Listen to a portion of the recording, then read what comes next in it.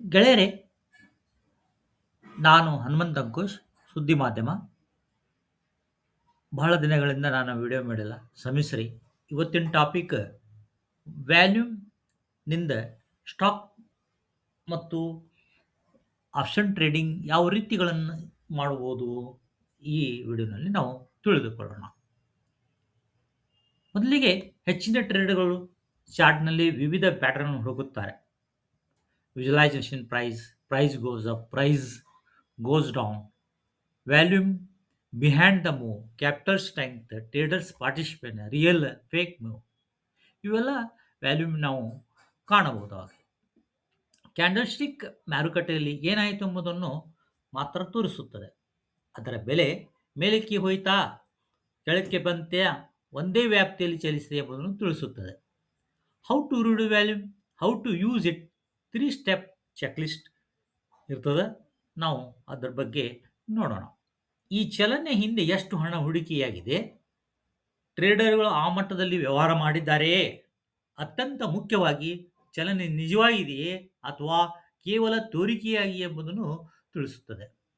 ನಾವು bank Nifty ಆಗಲಿ ಸ್ಟಾಕ್ನಲ್ಲಿ ಈ ವ್ಯಾಲ್ಯೂಮ್ನಿಂದ ನಾವು ಯಾವ ರೀತಿ ಟ್ರೇಡ್ಗಳನ್ನು ಮಾಡಬಹುದು ಅಂತ ನೋಡೋಣ. ಹಾಗಾದರೆ ಬುಲಿಶ್, ಕನ್ಸಾಲಿಡೇಷನ್ ಆ್ಯಂಡ್ ಬೆರಿಶ್ ಮಾರುಕಟ್ಟೆ ಯಾವ ರೀತಿ ಇರುತ್ತೆ ಎಂಬುದನ್ನು ನೀವು ಅರ್ಥ ಮಾಡಿಕೊಳ್ಳಿ. ಮೊದಲಿಗೆ ಭಾಷೆ, ಬೆಲೆ ಅಂದರೆ ಪ್ರೈಸ್ ಅಂದರೆ ಏನು, ಎರಡನೇದ್ದು ಭಾಷೆ, ವ್ಯಾಲ್ಯೂಮ್ ಅಂದರೆ ಏನು. ಕ್ಯಾಂಡಲ್ಸ್ಟಿಕ್ ಕೇವಲ ಮಾರುಕಟ್ಟೆ ಏನು ಮಾಡಿತು ಎಂಬುದನ್ನು ತೋರಿಸುತ್ತದೆ. ಅಂದರೆ ಬೆಲೆ ಏರಿತೆ ಇಳಿದಿತೆ ಎಂಬುದನ್ನು ತೋರಿಸುತ್ತದೆ. ಈಗ ನೀವು ನಿಫ್ಟಿ 200 ಪಾಯಿಂಟ್ ಮೇಲಕ್ಕೆ ಏರಿತೆ ಅಂದರೆ ಆ ಸಮಯದಲ್ಲಿ ವ್ಯಾಲ್ಯೂಮ್ ಕೂಡ ಬಹಳ ಹೆಚ್ಚಾಗಿ ಓಡಿರಬೇಕು. ಇದರರ್ಥ ಅನೇಕ ಟ್ರೇಡರ್ಗಳು ಬುಲಿಶ್ ಚಲನೆಯನ್ನು ಬೆಂಬಲಿಸಿದ್ದಾರೆ, ತಮ್ಮ ಹಣವನ್ನು ಹೂಡಿಕೆ ಮಾಡಿದ್ದಾರೆ ಅಂತ ಅರ್ಥ. ಆದ್ದರಿಂದ ಈ ಚಲನೆ ನಿಜವಾದದ್ದು ಅನ್ನೋದನ್ನು ನಾವು ನಂಬಬಹುದು. ಆದರೆ ಮತ್ತೊಂದು ಪರಿಸ್ಥಿತಿ ನೋಡೋಣ. ನಿಫ್ಟಿ ಅದೇ 200 ಪಾಯಿಂಟ್ ಇರಿದರೂ ಆ ಸಮಯದಲ್ಲಿ ವ್ಯಾಲ್ಯೂಮ್ ತುಂಬ ಕಡಿಮೆ ಇದೆ ಅಂದರೆ ಅರ್ಥ ಕೆಲವು ಟ್ರೇಡರ್ಗಳು ಮಾತ್ರ ಆ ಚಲನೆಯಲ್ಲಿ ಭಾಗವಹಿಸಿದ್ದಾರೆ, ಅದರಲ್ಲಿ ನಿಜವಾದ ಬಲವಾದ ವಿಶ್ವಾಸ, ಕನ್ವಿಕ್ಷನ್ ಇಲ್ಲ.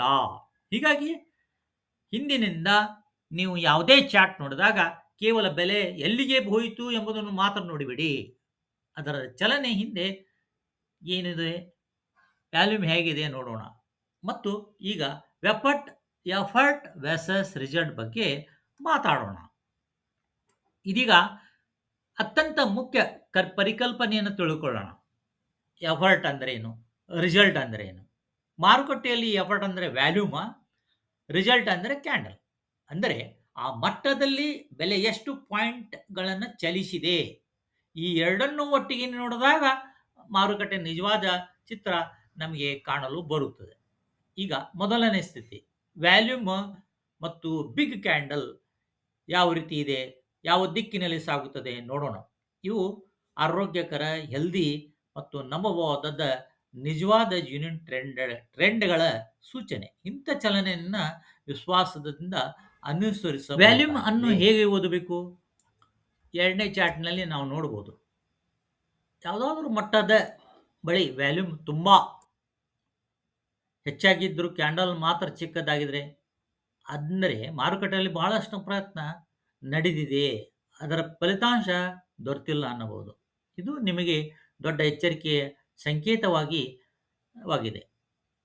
ನಿಜವಾಗಿ ಏನಾಗುತ್ತದೆ, ಒಂದು ಕಡೆ ಖರೀದಿದಾರರು ಭಾರೀ ಪ್ರಮಾಣದಲ್ಲಿ ಖರೀದಿ ಮಾಡುತ್ತಾರೆ, ಆದರೆ ಮತ್ತೊಂದು ಕಡೆ ಸ್ಮಾರ್ಟ್ ಮನಿ ಕರೆಯಲಾಗುವ ದೊಡ್ಡ ಹೂಡಿಕೆದಾರರು ಈ ಎಲ್ಲ ಬೈ ಆರ್ಡರ್ಗಳನ್ನು ಮೌನವಾಗಿ ಹೀರಿಕೊಳ್ಳುತ್ತಿದ್ದಾರೆ, ಅಬ್ಸಾರ್ಬ್ ಮಾಡುತ್ತಿದ್ದಾರೆ.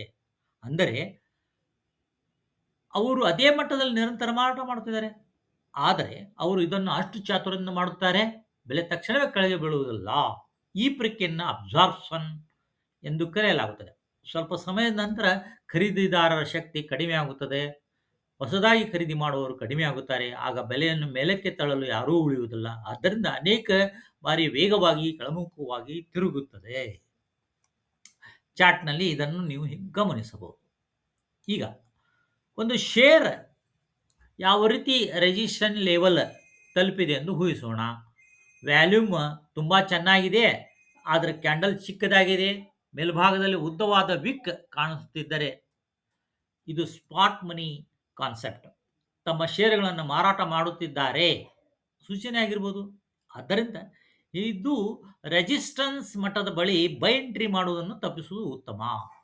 ಮೂರನೇ ಸ್ಥಿತಿ ನೋಡೋಣ, ವ್ಯಾಲ್ಯೂಮ್ ಮತ್ತು ಪ್ರೈಸ್ ಇಸ್ ಮೂವಿಂಗ್. ಈ ಪರಿಸ್ಥಿತಿಯಲ್ಲಿ ಬೆಲೆ ನಿರಂತರವಾಗಿ ಮೇಲಕ್ಕೆ ಹೋಗುತ್ತಿದ್ದರೂ ವ್ಯಾಲ್ಯೂಮ್ ಬಹಳ ಕಡಿಮೆ ಇರುತ್ತದೆ. ಇದರ ಅರ್ಥ ಬಯಸ್ ಬಹಳಷ್ಟು ಬಲಿಷ್ಠ ಎನ್ನುವುದಲ್ಲ, ಬದಲಾಗಿ ಸೆಲ್ಲರ್ಸ್ ಇಲ್ಲುವುದರಿಂದ ಬೆಲೆ ಸುಲಭವಾಗಿ ಮೇಲಕ್ಕೆ ಏರುತ್ತದೆ.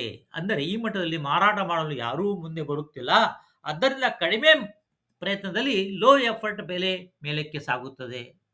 ಈ ಪರಿಸ್ಥಿತಿಯನ್ನು ನೋ ಸಪ್ಲೈ ಎಂದು ನಾವು ಕರೆಯುತ್ತೇವೆ. ಇನ್ನೊಂದು ಡಿಮಾಂಡ್, ಇದಕ್ಕೆ ವಿರುದ್ಧವಾದ ನೋ ಡಿಮಾಂಡ್. ಬೆಲೆ ನಿರಂತರವಾಗಿ ಕೆಳಕ್ಕೆ ಬರುತ್ತದೆ, ಆದರೆ ವ್ಯಾಲ್ಯೂಮ್ ತುಂಬ ಕಡಿಮೆ ಆಗಿದೆ. ಇದರ ಅರ್ಥ ಸೆಲ್ಲರ್ಸರು ಬಹಳಷ್ಟು ಎಂಬುದಿಲ್ಲ, ಬಯರ್ಸಿಗೆ ಖರೀದಿ ಮಾಡುವ ಆಸಕ್ತಿ ಇಲ್ಲ. ಅದರ ಪರಿಣಾಮ ಸ್ವಾಭಾವಿಕವಾಗಿ ಇಳಿಯುತ್ತದೆ. ಈಗ ನಾವು 3 ಪರಿಸ್ಥಿತಿಗಳ ಅವಲೋಕನ ಮಾಡೋಣ. High volume candle, big candle, ಆರೋಗ್ಯಕರ, ನಿಜವಾಗಿ ಜುನೈನ್ ಇರ್ತದೆ, ವಿಶ್ವಾಸದಿಂದ ಅನುಸರಿಸಬಹುದಾದ trend. High volume small candle, absorption ಅಂತೇಳಿ ನಾವು ಕರಿತೀವಿ. ಇಲ್ಲಿ ಸ್ಮಾರ್ಟ್ ಮನಿ ಕಾನ್ಸೆಪ್ಟ್ ಆಗಿರ್ತದೆ. ಲೋ ವ್ಯಾಲ್ಯೂಮ್ ಪ್ರೈಸ್ ಮೂವ್, ಇದು ಎದುರಿನ ಪಕ್ಷದ ಭಾಗವಹಿಸಿಕೆ ಇಲ್ಲ, ನೋ ಸಪ್ಲೈ ನೋ ಡಿಮಾಂಡ್. ಇಂಥ ಸಂದರ್ಭದಲ್ಲಿ ಟ್ರೇಡ್ಗೆ ಮುನ್ನ ಹೆಚ್ಚಿನ ದೃಢೀಕರಣ ಕನ್ಫರ್ಮೇಷನ್ ಅಗತ್ಯ. ಈಗ ಇನ್ನೊಂದು ಕಾನ್ಸೆಪ್ಟನ್ನು ನಾವು ತಿಳಿದುಕೊಳ್ಳೋಣ, ವ್ಯಾಲ್ಯೂಮ್ ಸ್ಪ್ರೆಡ್ ಅನಲೈಸಿಸ್ ಅನ್ನುವಂಥದ್ದು. ಇಲ್ಲಿವರೆಗೆ ಈ ಕಲಿತ ಎಲ್ಲ ಪರಿಕಲ್ಪನೆಗಳನ್ನು ಚೆನ್ನಾಗಿ ನೆನಪಿಟ್ಟುಕೊಳ್ಳಬೇಕು. ಯಾಕಂದರೆ ಇದರ ಜೊತೆಗೆ ವ್ಯಾಲ್ಯೂಮ್ ಸ್ಪ್ರೆಡ್ ಅನಲೈಸಿಸ್ ಇದು ಅತ್ಯಂತ ಪ್ರಮುಖ ತಂತ್ರ. ವ್ಯಾಲ್ಯೂಮ್ ಸ್ಪ್ರೆಡ್ ಅನಲೈಸಿಸ್ ಅನ್ನು ಸಂಕ್ಷಿಪ್ತವಾಗಿ ಹೇಳುವುದಾದರೆ VSA ಅಂತ ಹೇಳ್ತೇವೆ ನಾವು. ರಿಚರ್ಡ್ ವೆಕಾಕ್ ಕಂಡುಹಿಡಿದ್ರೆ, ನಂತರ ಟಾಮ್ ವಿಲಿಯಮ್ಸ್ ಇದನ್ನು ಅಭಿವೃದ್ಧಿಪಡಿಸಿದರೆ, ಅದನ್ನು ವಿಶ್ವದ ಅನೇಕ ವೃತ್ತಿಪರ ಪ್ರೊಫೆಷನಲ್ ಟ್ರೇಡ್ ಇದನ್ನು ಬಳಸ್ತಾರೆ. VSA ಮುಖ್ಯವಾಗಿ 3 ಪ್ಯಾಟರ್ನ್ಗಳಲ್ಲಿ ನಮಗೆ ಸಿಗ್ತದೆ. ಅವು 3 ಪ್ಯಾಟರ್ನ್ಗಳು ಯಾವುವು? Stopping volume, excitement candle, no supply test. ಈ 3 ಭಾಗಗಳಲ್ಲಿ ನಾವು ವ್ಯಾಲ್ಯೂಮ್ಗಳನ್ನು ನಾವು ಸ್ಟಡಿ ಮಾಡ್ಬೋದು. ಈಗ ಒಂದೊಂದಾಗಿ ವ್ಯಾಲ್ಯೂಮ್ ಅನ್ನು ಹೇಗೆ ಓದಬೇಕು ನಾವು ತಿಳಿದುಕೊಳ್ಳೋಣ. ಇಲ್ಲಿ ನೋಡಿ, ವ್ಯಾಲ್ಯೂಮ್ ಕೆಳಗೆ ಬಂತು, ಎಕ್ಸಿಟ್ ಮಾಡಿದರು, ಮತ್ತೆ ಬಂದರು ಎಕ್ಸಿಟ್ ಆದರು, ಮತ್ತೊಂದು ಬಂದರು ಎಕ್ಸಿಟ್ ಆದರು. ಇಲ್ಲಿ ದೊಡ್ಡ ಕ್ಯಾಂಡಲ್ ಆಗಿಬಿಡ್ತು. ಆದ್ರೆ ಹೈ ವ್ಯಾಲ್ಯೂಮ್ ಅದ, ಆದ್ರೆ ರಿವರ್ಸ್ ಆಗಿ ಮೇಲೆ ಹೋಗಿದೆ ಕ್ಯಾಂಡಲ್. ಒಂದು ಕ್ಷಣ ಊಹಿಸಿ, ಮಾರುಕಟ್ಟೆ ನಿರಂತರ ಕುಸಿಯುತ್ತಿದೆ, ಎಲ್ಲೆಡೆ ಭಯದ ವಾತಾವರಣವಿದೆ, ಅನೇಕ ಟ್ರೇಡರ್ಗಳು ಆತಂಕದ ಪೊಸಿಷನ್ ಮಾರಾಟ ಮಾಡುವ ಹೊರ ಬರುತ್ತಿದ್ದಾರೆ. ಈ ಚಾರ್ಟ್ ನೋಡಿದ್ರೆ ಗೊತ್ತಾಗುವುದಿಲ್ಲವೇ? ಆದರೆ ಅಷ್ಟರಲ್ಲಿ ಒಂದು ದೊಡ್ಡ ಬ್ಯಾರಿಶ್ ಕ್ಯಾಂಡಲ್ ನಿರ್ಮಾಣವಾಗುತ್ತದೆ, ಅದು ಹೆಚ್ಚಿನ ವ್ಯಾಲ್ಯೂಮ್ ಇರುತ್ತದೆ. ಈ ಕ್ಯಾಂಡಲ್ ಅನ್ನು ಗಮನದಿಂದ ನೋಡಿದರೆ ಲೋವೆಸ್ಟ್ ಪಾಯಿಂಟ್ ಕ್ಲೋಸ್ ಆಗಿರುವುದಿಲ್ಲ, ಬದಲಾಗಿ ಉದ್ದವಾದ ವಿಕ್ ನಿರ್ಮಿಸಿ ತನ್ನ ಬಾಡಿಯ ಸುಮಾರು ಅರ್ಧ ಭಾಗ ಮತ್ತೆ ಮೇಲಕ್ಕೆ ಬಂದು ಕ್ಲೋಸ್ ಆಗಿರುತ್ತದೆ. ಇದರ ಅರ್ಥ ಬೆಲೆ ಕೆಳಕ್ಕೆ ಹೋದರೂ ಅಲ್ಲಿ ಬಲವಾದ ಖರೀದಿ ಇರುವುದಿಲ್ಲ. ಈ ಸ್ಮಾರ್ಟ್ ಮನಿ ಕಾನ್ಸೆಪ್ಟ್ ಅನ್ನ ಎಲ್ಲ ಸೆಲ್ ಆರ್ಡರ್ ಅನ್ನು ಮೌನವಾಗಿ ಅಬ್ಸಾರ್ವ್ ಮಾಡುತ್ತದೆ. ಆದ್ದರಿಂದ ವ್ಯಾಲ್ಯೂಮ್ ತುಂಬಾ ಹೆಚ್ಚಾಗಿದ್ದರೂ ಬೆಲೆ ಮತ್ತಷ್ಟು ಕೆಳಗೆ ಸಾಕಾಗುವುದಿಲ್ಲ. ಇದು ಎಫರ್ಟ್ ವರ್ಸಸ್ ರಿಸಲ್ಟಿನ ಹೊಂದಾಣಿಕೆಯಲ್ಲದ ಮಿಸ್ ಮ್ಯಾಚ್ ಪರಿಸ್ಥಿತಿ. ಇನ್ನು ಎರಡನೇದ್ದು ಎಕ್ಸೈಟ್ಮೆಂಟ್ ಕ್ಯಾಂಡಲ್ ಹೇಗಿರುತ್ತೆ ನೋಡೋಣ. ಇದು ಸಾಮಾನ್ಯವಾಗಿ ಬಲವಾದ ಬುಲಿಶ್ ಟ್ರೆಂಡ್ ಕೊನೆಯ ಹಂತದಲ್ಲಿ ನಮಗೆ ಕಾಣಿಸುತ್ತದೆ.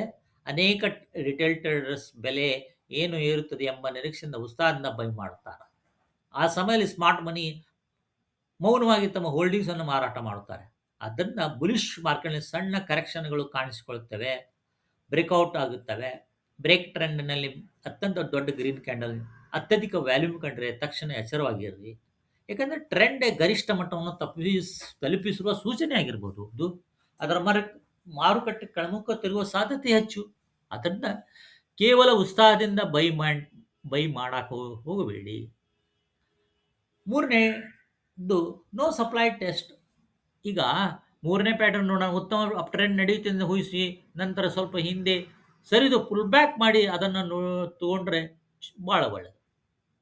ಇದು ಟ್ರೆಂಡ್ ಮುಗಿದಿದೆಯೇ ಅಥವಾ ಕರೆಕ್ಷನ್ ಈ ವ್ಯಾಲ್ಯೂಮ್ ನೋಡಿ ಪುಲ್ ಬ್ಯಾಕ್ ಸಮಯದಲ್ಲಿ ಚಿಕ್ಕ ರೆಡ್ ಕ್ಯಾಂಡಲ್ ನಿರ್ಮಾಣವಾಗಿದೆಯೇ, ಅಂದರೆ ಅದರ ವ್ಯಾಲ್ಯೂಮ್ ತುಂಬ ಕಡಿಮೆ ಆಗಿದೆಯೇ, ಇದರರ್ಥ ಸೆಲ್ಲರ್ಸ್ ಮಾರಾಟ ಆಸಕ್ತಿ ಇಲ್ಲ,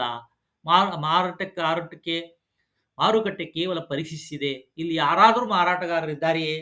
ಉತ್ತರ ಅಂದರೆ ಇಲ್ಲ. ಅಂದರೆ ನೋ ಸಪ್ಲೈ ಟೆಸ್ಟ್ ಸೆಲ್. ಈಗ ಹೊಸ ಟ್ರೇಡ್ಗಳು ಮಾಡುವ ಸಾಮಾನ್ಯ ತಪ್ಪು ಏನು?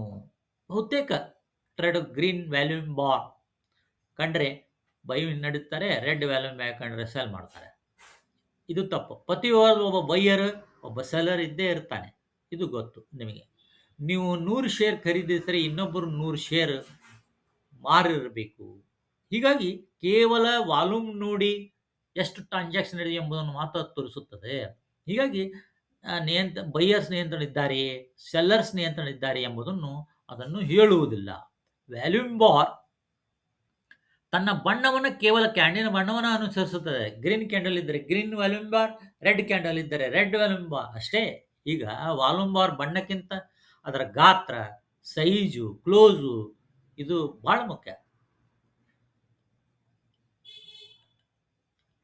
ಈಗ ಕಾಮನ್ ಮಿಸ್ಟೇಕ್ ಮಾಡೋದು ನಾವು ಅದರ ಗಾತ್ರ ನೋಡೋದಿಲ್ಲ, ಕ್ಲೋಸ್ ನೋಡೋದಿಲ್ಲ, ಸ್ಮಾಲ್ ಕ್ಯಾಂಡಲ್ ಆಯಿತು, ದೊಡ್ಡ ಕ್ಯಾಂಡಲ್ ಆಯಿತು, ಅವೆಲ್ಲವನ್ನೂ ನಾವು ಗಮನಿಸಬೇಕಾದ ವಿಷಯವಾಗಿರ್ತದೆ. ಮತ್ತು ನನ್ನ ವಿಡಿಯೋನ ನೀವು ಲೈಕ್ ಮಾಡ್ತಾ ಇರ್ರಿ. ಒಂದು ಲೈಕ್ ನನಗೆ ಸಪೋರ್ಟ್ ಕೊಡ್ತದೆ. ಮತ್ತು ಸಬ್ಸ್ಕ್ರೈಬ್ ಮಾಡಿರಿ. ಮುಂದಿನ ವಿಡಿಯೋಗಳಲ್ಲಿ ನಾನು ಸ್ಟಾಕ್ ಮಾರ್ಕೆಟ್ ಬಗ್ಗೆ, ಇಂಥ ಕಾನ್ಸೆಪ್ಟ್ ಬಗ್ಗೆ ವಿಡಿಯೋಗಳನ್ನು ತರ್ತೇನೆ ಕನ್ನಡದಲ್ಲಿ. ಅವು ನಿಮಗೆ ಉಪಯೋಗ ಆಗ್ತದೆ. ಇನ್ನೊಂದು ಈಗ ಚಾಪ್ಟರ್ ವ್ಯಾಲ್ಯೂಮ್ ಡೈವರ್ಜನ್ಸ್ ಬಗ್ಗೆ ನಾವು ಮುಂದಿನ ಭಾಗದಲ್ಲಿ ನಾವು ತಿಳಿದುಕೊಳ್ಳೋಣ. ಇದು 4ನೇ ಭಾಗ. ವ್ಯಾಲ್ಯೂಮ್ನಲ್ಲಿ ಮಾರುಕಟ್ಟೆ ತಿರುಗುವ ಮೊದಲು ಎಚ್ಚರಿಕೆಯಿಂದ ಅತ್ಯಂತ ಪರಿಕಲ್ಪನೆಯಿಂದ ತಿಳಿದುಕೊಳ್ಳಬೇಕಾದ ನಾವು ವ್ಯಾಲ್ಯೂಮ್ ಡೈವರ್ಜನ್ಸ್. ಇದು ಯಾವ ರೀತಿ ನಮಗೆ ನಾವು ಸ್ಟಡಿ ಮಾಡ್ಬೋದು ಅಂತ ನಾವು ನೋಡ್ಕೋಬೋದು. ಇದಕ್ಕೆ ಕಲರ್ ಮತ್ತು ಅದರದ್ದು ಸೈಜ್ ನಾವು ಪರಿಕಲ್ಪನೆ ಇಲ್ಲದೆ ನಾವು ಯಾವುದೇ ಟ್ರೇಡ್ಗಳನ್ನು ಮಾಡತಕ್ಕದ್ದಲ್ಲ. ಈಗ ವಾಲ್ಯೂಮ್ ಡೈವರ್ಸನ್, ಮಾರ್ಕೆಟ್ ರಿವರ್ಸಲ್, ಈ ಪರಿಕಲ್ಪನೆ ಬುಲಿಶ್ ಮೂವ್ ಮತ್ತು ಹೈ ವ್ಯಾಲ್ಯೂಮ್ ಚಾರ್ಟ್ನಲ್ಲಿ ಪ್ರೈಸ್ ವ್ಯಾಲ್ಯೂಮ್ ಎರಡು ಒಂದೇ ದಿಕ್ಕಿನಲ್ಲಿ ಸಾಗುತ್ತಿದ್ದರೆ ಪ್ರೈಸ್ ವ್ಯಾಲ್ಯೂಮ್ ಕೂಡ ಹೆಚ್ಚಾಗುತ್ತೆ. ಅದು ಆರೋಗ್ಯಕರ, ಹೆಲ್ದಿ, ಬಲವಾದ ಸ್ಟ್ರಾಂಗ್. ಪ್ರೈಸ್ ಮತ್ತು ವ್ಯಾಲ್ಯೂಮ್ ಒಂದಕ್ಕೊಂದು ವಿರುದ್ಧ ಸೂಚನೆ ನೀಡಲು ನೋಡಿದಾಗ ಎಲ್ಲ ತುಂಬ ಬಲವಾಗಿ ಕಾಣುತ್ತದೆ. ಆದರೆ ವ್ಯಾಲ್ಯೂಮ್ ಬಾರ್ ಚಿಕ್ಕದಾಗಿರ್ತದೆ. ಅಂದರೆ ಹೊಸ ಹಾಯ್ಗಿಂತ ಕಡಿಮೆ ವಾಲ್ಯೂಮ್ನಲ್ಲಿ ನಿರ್ಮಾಣವಾಗಿರ್ತದೆ. ಇದರ ಅರ್ಥ ಏರಿಕೆಗೆ ಬೇಕಾದ ಶಕ್ತಿನ ಇಂಧನ ಇಲ್ಲದಿರುವಿಕೆ. ಟ್ರೇಡ್ಗಳು ಟ್ರೆಂಡ್ ಬೆಂಬಲ ನೀಡುತ್ತಿಲ್ಲ. ಇದು ಟ್ರೆಂಡ್ ದುರ್ಬಲವಾಗುತ್ತದೆ. ಶೀಘ್ರದಲ್ಲಿ ರಿವರ್ಸಲ್ ಸಂಭವಿಸಬಹುದು. ಇದು ಎಚ್ಚರಿಕೆ ಗಂಟೆ. ಪ್ರೈಸ್ ನಿರಂತರ ಹೊಸ ಲೋ ನಿರ್ಮಿಸುತ್ತಿದ್ದರೂ ಪ್ರತಿಯೊಂದು ಹೊಸ ಲೋ ಕಡಿಮೆ ವಾಲ್ಯೂಮ್ನಲ್ಲಿ ನಿರ್ಮಾಣವಾಗುತ್ತಿದ್ದರೆ, ಸೆಲ್ಲಿಂಗ್ ಪ್ರೆಷರ್ ಕಡಿಮೆ ಆಗುತ್ತಿದ್ದರೆ ಸೆಲ್ಲಿಂಗ್ ತಡೆದಿದ್ದಾರೆ ಅನ್ನಬಹುದು. ಮಾರ್ಕೆಟ್ ಬಾಟಮ್ ನಿರ್ಮಾಣವಾಗುತ್ತಿರುವ ಸೂಚನೆ ಆಗಿರಬಹುದು. ವ್ಯಾಲ್ಯೂಮ್ ಡೈವರ್ಜನ್ಸ್ ಪ್ರಮುಖ ಪ್ರಯೋಜನವೆಂದರೆ ಮಾರುಕಟ್ಟೆ ಇನ್ನೂ ತಿರುಗದಿದ್ದರೂ ಅದರ ಒಳಗಿನ ದುರ್ಬಲತೆಯನ್ನು ಮೊದಲು ಗುರುತಿಸಲು ಸಹಾಯ ಮಾಡುತ್ತದೆ ವ್ಯಾಲ್ಯೂಮ್. ಈ ಪರಿಕಲ್ಪನೆಯನ್ನು ಸರಿಯಾಗಿ ಅರ್ಥ ಮಾಡಿಕೊಂಡರೆ ನೀವು ಅನೇಕ ಟ್ರೇಡ್ಗಳಿಂದ ಒಂದು ಹೆಜ್ಜೆ ಮುಂದೆ ಹೋಗಿರುತ್ತೀರಿ. ನೋಡಿ, ಇಲ್ಲಿ ವ್ಯಾಲ್ಯೂಮ್ ಸಣ್ಣದಾಗಿ ಮಾಡಿದೆ ಮತ್ತು ಪ್ರೈಸ್ ಕೂಡ ಸಣ್ಣದಾಗಿದೆ. ನಾನು ವ್ಯಾಲ್ಯೂಮನ್ನು 3 ಚೆಕ್ಲಿಸ್ಟ್ನಲ್ಲಿ ನಾವು ಇದನ್ನು ಪರಿಶೀಲಿಸೋಣ. ಮೊದಲು 15 ನಿಮಿಷದಲ್ಲಿ, ನಂತರ 5 ನಿಮಿಷದಲ್ಲಿ ಇದನ್ನು ಗಮನಿಸೋಣ. ಒಟ್ಟಾರೆ ವ್ಯಾಲ್ಯೂಮ್ ಹೆಚ್ಚಾಗುತ್ತಿದೆಯೇ, ಕಡಿಮೆ ಆಗುತ್ತಿದೆಯೇ, ಎಲ್ಲಾದರೂ ಅಸಾಮಾನ್ಯ ಅನ್ಯೂಸಲ್ ವ್ಯಾಲ್ಯೂಮ್ ಸ್ಪೈಕ್ ಕಾಣಿಸುತ್ತಿದೆ, ಒಟ್ಟಾರೆ ಭಾಗವಹಿಸುವಿಕೆ ಹೆಚ್ಚಾಗುತ್ತೆ ಅಥವಾ ಕಡಿಮೆ ಆಗುತ್ತದೆ ಎಂಬುದನ್ನು ತಿಳಿಸುತ್ತದೆ. ನಿಮ್ಮ ಚಾರ್ಟ್‌ನ ಪ್ರಮುಖ ಸಪೋರ್ಟ್ ರೆಸಿಸ್ಟೆನ್ಸ್ ಅನ್ನ ಆ ಪ್ರೈಸ್ ಮಟ್ಟಗಳಿಗೆ ಬಂದಾಗ ವ್ಯಾಲ್ಯೂಮ್ ಹೇಗೆ ವರ್ತಿಸುತ್ತದೆ ಎಂಬುದನ್ನು ಗಮನಿಸಬೇಕಾಗುತ್ತದೆ. ಒಟ್ಟಾರೆ ಚಾರ್ಟ್‌ನಲ್ಲಿ ವ್ಯಾಲ್ಯೂಮ್ ರೀಡಿಂಗ್ ಅವಶ್ಯ. ಸಣ್ಣದು ಮತ್ತು ದೊಡ್ಡದು ಹಾಗೂ ಪ್ರೈಸ್ ಇವೆಲ್ಲವೂ ಇಂಪಾರ್ಟೆಂಟು.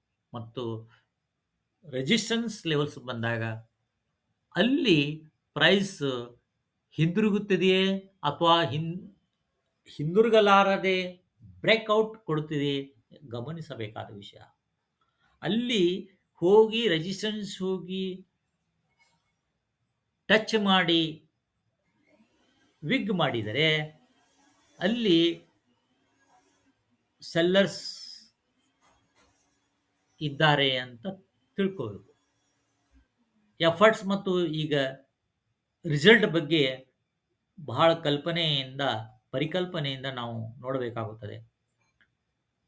ಬ್ರೇಕ್ಔಟ್‌ನಲ್ಲಿ ನಾವು ಮತ್ತು ಪುಲ್ ಬ್ಯಾಕ್ ಕೊಟ್ಟು ನಂತರ ನಾವು ಅದನ್ನು ಖರೀದಿ ಮಾಡಬೇಕಾಗುತ್ತದೆ. ಪ್ರೈಸ್ ರೆಸಿಸ್ಟೆನ್ಸ್ ಮಟ್ಟವನ್ನು ವ್ಯಾಲ್ಯೂಮ್ ನೋಡ್ರಿ, ಅಬ್ಸಾರ್ಪ್ಷನ್ ನೋಡ್ರಿ, ರೆಸಿಸ್ಟೆನ್ಸ್ ಬಲವಾಗಿದೆ. ಇಂತಹ ಸಂದರ್ಭದಲ್ಲಿ ನೀವು ಎಚ್ಚರ ಇರಬೇಕಾಗುತ್ತದೆ. ನನ್ನ ವಿಡಿಯೋ ನಿಮಗೆ ಇಷ್ಟವಾಗಿದ್ದಲ್ಲಿ ಲೈಕ್ ಮಾಡಿರಿ ಮತ್ತು ಶೇರ್ ಮಾಡಿ ಮತ್ತು ಸಬ್ಸ್ಕ್ರೈಬ್ ಮಾಡಿ. Thank you for watching my video.